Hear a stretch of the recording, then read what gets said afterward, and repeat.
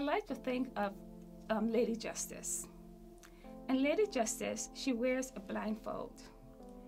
And in one hand, she has a scale. In the other hand, she has a sword.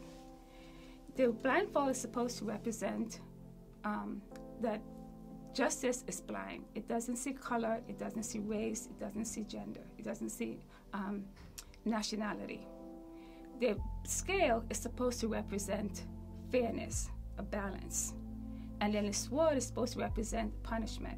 The law in action doesn't show that Lady Justice.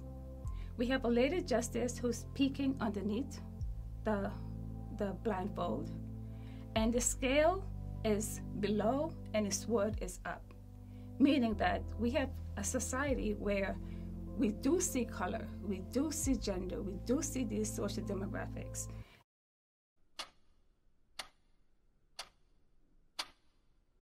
My name is Gail Isles. I teach in the Criminal Justice Department. My areas of focus are race, ethnicity, comparative criminal justice systems. So I compare the criminal justice system in the United States to that of other countries.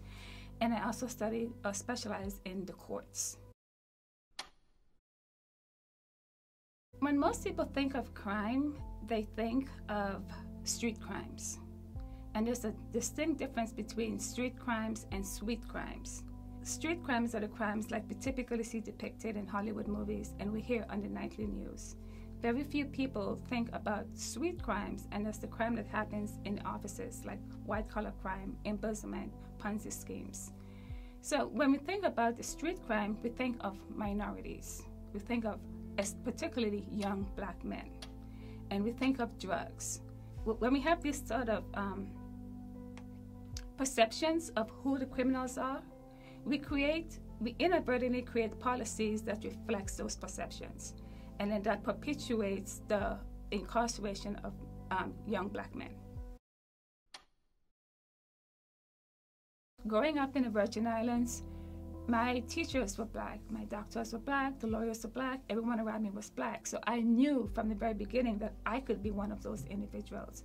But for the young people here today, especially in the U.S. mainland, and where they see criminals are always the blacks, they see it on the nightly news, they see it on social media, they see it in Hollywood.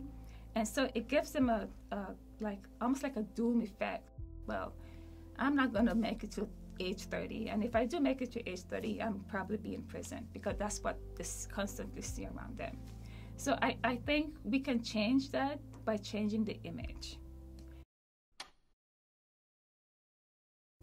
I would like to know what parents are saying to their kids, especially for the minority kids. What exactly do they say to them?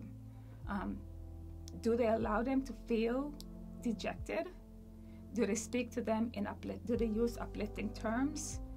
I would like,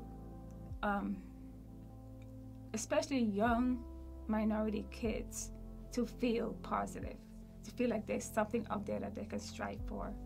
And I'm hoping that parents are doing that to their kids. I don't believe it's being done in schools.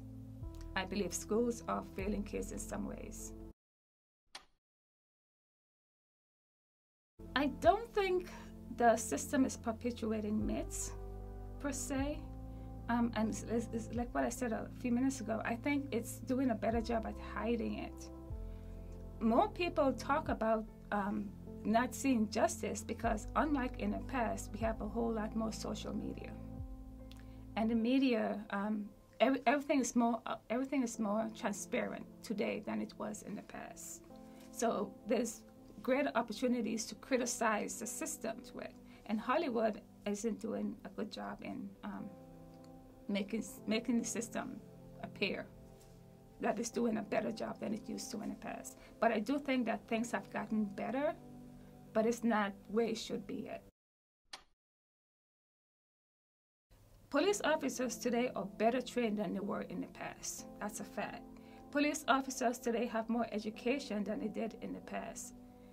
But all of that wouldn't matter or doesn't matter if we don't have police accountability.